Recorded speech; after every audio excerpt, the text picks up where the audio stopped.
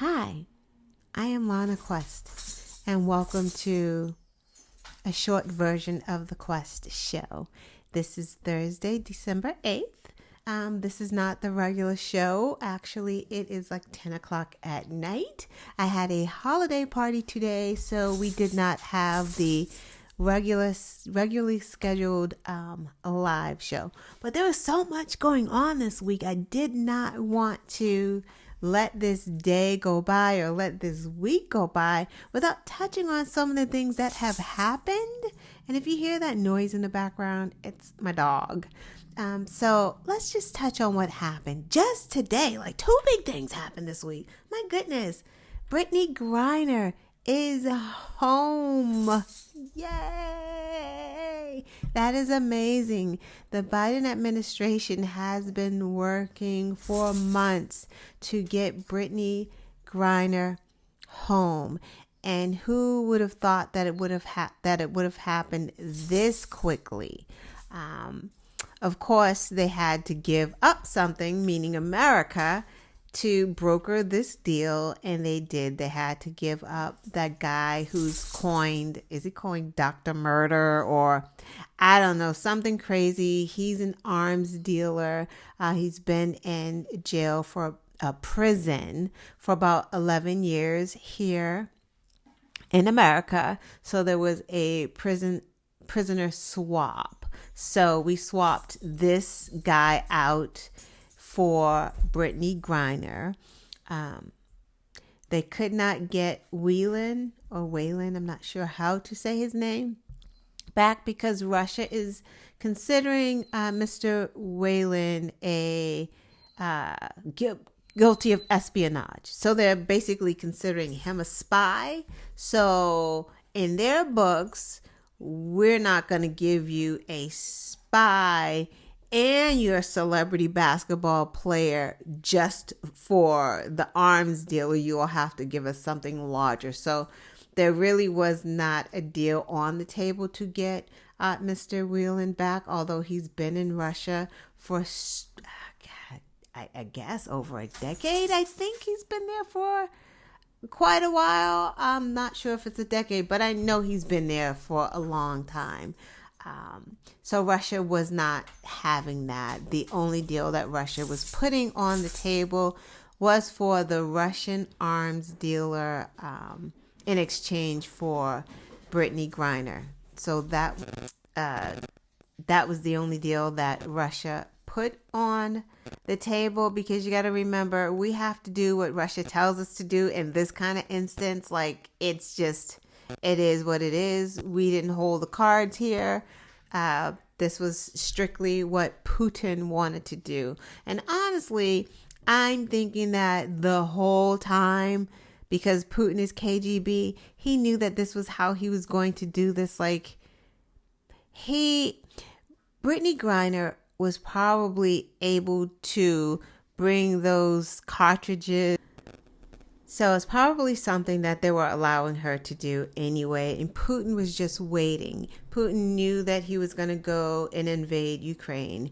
He knew what was happening. He calculated these risks. That arms dealer can be very helpful to Mr. Putin right now. So I'm pretty sure that is why he wanted that arms dealer back. He knew all along that this was the deal that was going to happen. And that is exactly what he got. But we also got Brittany Griner, so this is a good day. The thing about the Brittany Griner prisoner exchange, I mean, just really think about the back channels that the Biden administration had to make, and the communication that had to go down during a time that Russia is waging war on Ukraine and America is supporting Ukraine. So that must have been a very hard negotiation to have with Putin, because he definitely is an adversary. So that did happen. So I'm just happy that she is back with her family.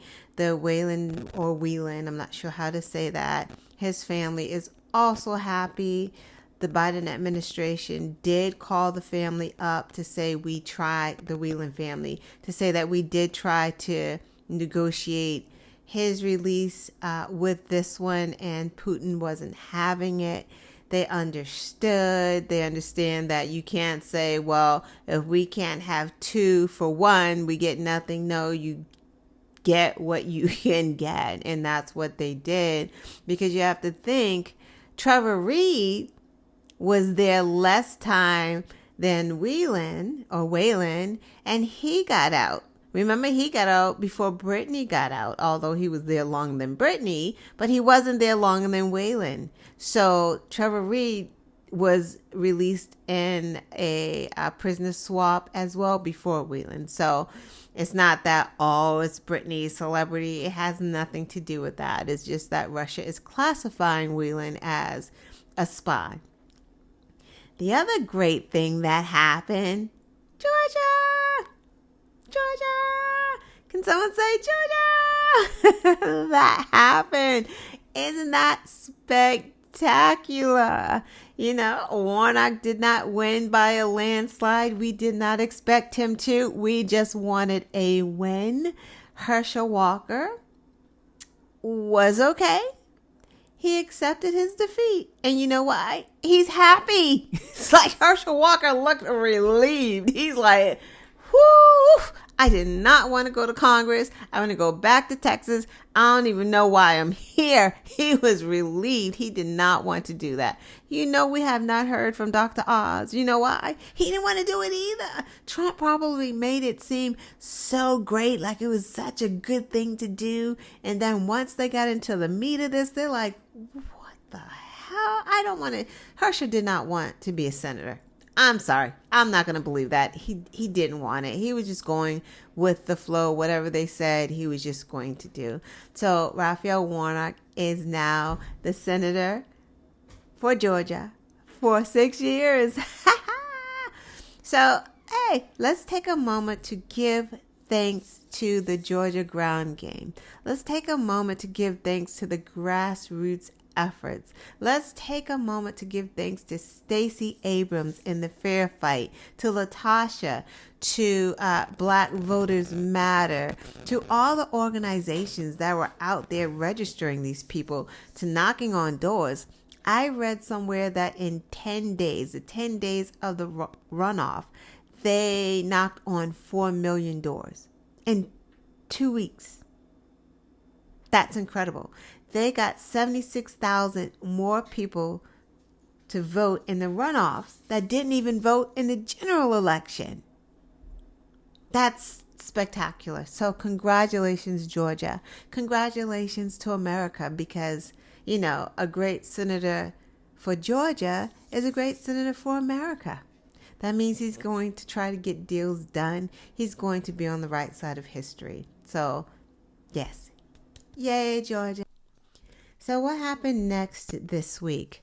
Arizona finally certified the election results. Yes, Carrie Lake, they have been certified. And so are you, certifiable. So that happened this week. What else happened? I'm just ticking down the list here. Boom, boom, boom, boom, boom, boom, boom, boom. Hey, you guys remember Michael Avenatti? I used to love that guy. He trolled Trump so well. Also, he was the attorney for Stormy Daniels. And he went to jail. So, Michael Avenatti went to jail, remember, for extorting Nike. So, I believe he is serving 5 years for extorting Nike, and he just received 14 more years for embezzling money from his clients. Oh my God, like, he was a great attorney. Why do you need to do that? Why did you need to do that? You could have gone so far. Now you're going to be in jail for 20 years? For stealing money, and you already had money? Why don't people always steal money? The people that have money always want to steal more money. Doesn't make any sense. Like, just none of the sense. But Michael Avenatti, you did it. Hey, it is what it is, man. So what else happened? Oh, speaking of guilty, Trump Organization. Guilty on all counts of tax fraud. Yes, the organization, which is Trump. He signed off on all of these documents, but it was the Trump Organization. And I guess, why would you say that's important, and who cares if the Trump Organization is found guilty on all counts of tax fraud, and he's only going to get some penalties that he's going to have to pay, probably a few $1 million, which is not a big deal to him, but it's his brand, right? Like, it's really gonna fuck up his brand. Who wants his brand? Who wants his name on their hotels or anything anymore? His brand is worth diddly squat, and he's a risk. Like, can he borrow money in America anymore? I mean, he probably can't even borrow money in Russia. Does Russia have money to borrow? So you probably can't do that. So I don't know. Maybe he's somewhere borrowing money from the Saudis or something, because he definitely cannot be borrowing money from America, because he's definitely a risk. His brand is a risk.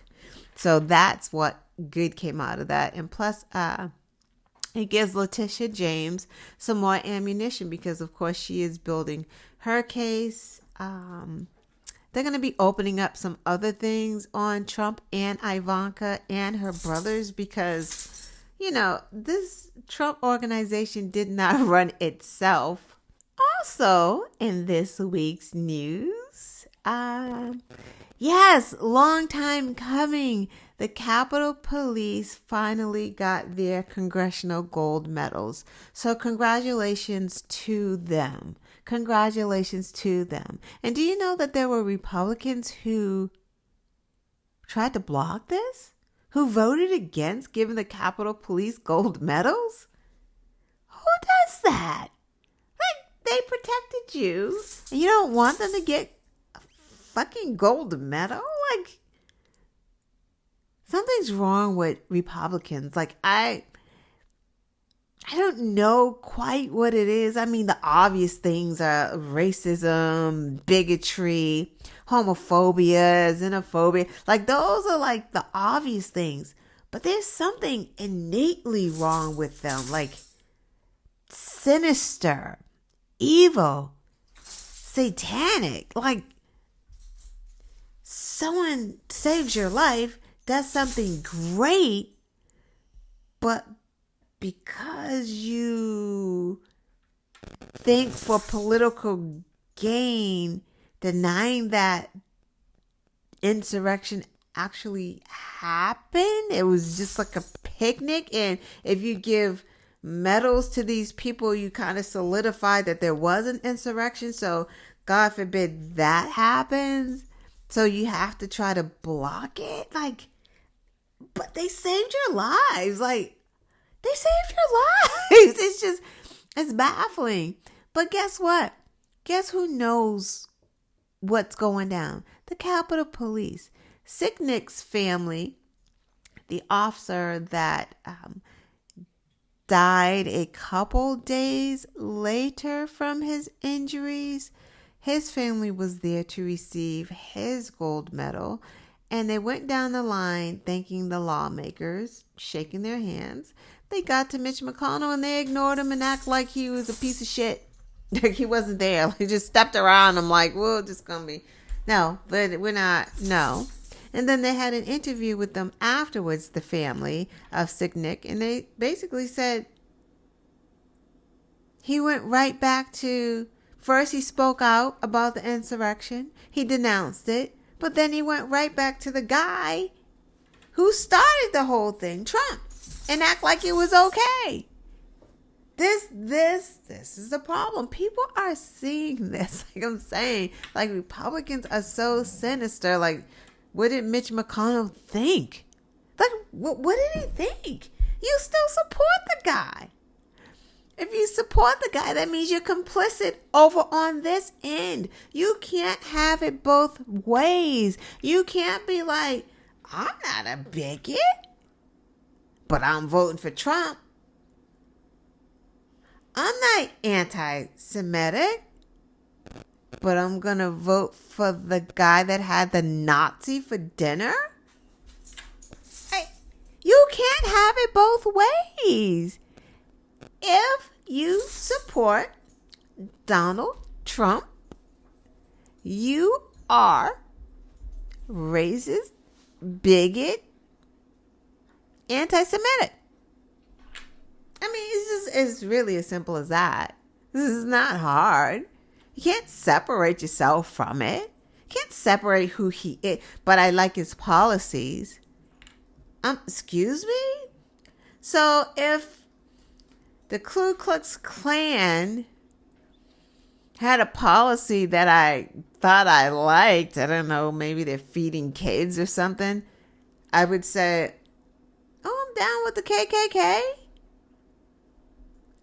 No, no, what are you talking about? Oh my God, like Republicans think everyone is stupid. What else happened this week? What else happened in the news this week? Let's see. Let's check my list here. This is running too long. I gotta wrap this up. Plus I had a little too much to drink. Oh, this week Donald Trump said he wanted to do away with the Constitution. I mean, maybe I'll just leave it at that. Like, he said it. He's an idiot. He says anything at this point. I mean, so what? He said it. Like, why are we up in arms? Why would he not want to do away with the Constitution? He's anti-American. Right? Like, he attacked Gold Star families. He insulted John McCain because he was captured. He's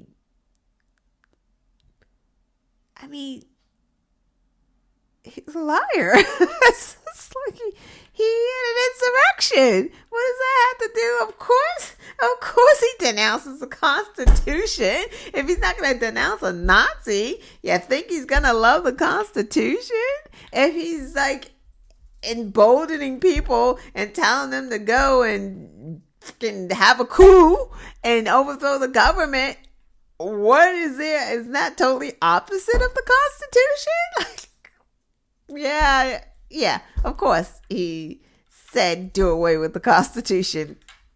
He's been trying to do that. Like, so what else? Oh, the dinner with Nick Fuentes? Yeah, that's the Nazi he had dinner with. And yay. Because why not? I mean, you announce your campaign for presidency of the United States and then you have dinner with a Nazi. That just means that is what your vision for America is for America to be breaking bread with Nazis. See, he wants to normalize the Nazis. That's what Trump wants to do. They can't win with him because obviously he's a loser. Everyone he put up, Herschel Walker, Oz, all the nuts, Carrie Lake, they lost. So they can't win with him because they just can't. Which, I'm okay if he go on and run for president, go on and go against Biden. Democrats love that idea. We'll sit back and watch you guys, the Republicans, fight and not get along, and Trump say all kinds of anti-Semitic racist shit because it's going to be worse the second time around. And he's going to be fighting court cases because remember, he did steal some documents from the White House. So he's going to have a time on his hands, and Republicans cannot win with him, and they cannot win without him. So they need his little 39% following. They just need it to win because they're not going to do anything else. They don't want to expand their electorate. They don't care about expanding their electorate. They just want, again, to cheat to win. That's what they tried to do in Georgia. But Georgia's ground game was so impeccable, and young people came out to vote, and black people came out to vote, and Democrats were running ads in every single language there is. Very smart and very wise. Hopefully for 2024, we are planning and plotting our ground game right now, because Republicans are not going to change their ways. They have not won. They're just going to say we got to cheat harder. That's what they're going to do. Cheat harder. So we have to work smarter while they cheat harder. And that's really it. Hey, maybe that can be the title of the show. Republicans cheat harder while Democrats work harder. I don't know. It's a little corny.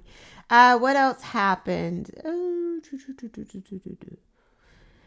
Dinner with the Nazis. Oh, Jack Smith, special counsel, out here going, subpoena, subpoena, subpoena. You get a subpoena. You get a subpoena. Who wants a subpoena? Everybody gets subpoenas for everybody. That's Jack Smith. He's out here doing the subpoenas. So apparently this week, Jack Smith did serve subpoenas on some officials in Michigan, Wisconsin, and Arizona. Those were the key states that, Republicans were there trying to get people to turn, to change the votes and look for votes. And we're suing you, and we need a recount, and we need another recount, and we need a recount of the recount.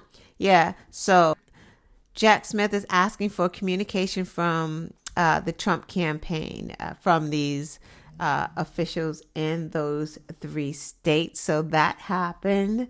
They found some more of the government's documents in another location of Trump's. Like, I don't know, it's a shed somewhere next to some swords. It's just got documents everywhere. You hear me? Everywhere. Let's see what else. I think that is about it for this week in the news. It seemed like it was a lot of information, but again, many people have lost loved ones from COVID over the past 2 years, and the holidays are always tough. Around this time it's tough for me. I lost my mom in January 2020. So it is just a tough time. It's hard for people to deal with things, loss of income, trying to buy presents for people. It's really hard out here. So I just take care of yourselves. Take some time. Read a book. Slow down. Do some yoga. Say some prayers. Do some meditation. I know how it feels I know how it is to feel like everything is caving in. Even if you have family, you have children, you can still be the loneliest person in the world with all of that. So it doesn't matter. So just take care of yourselves.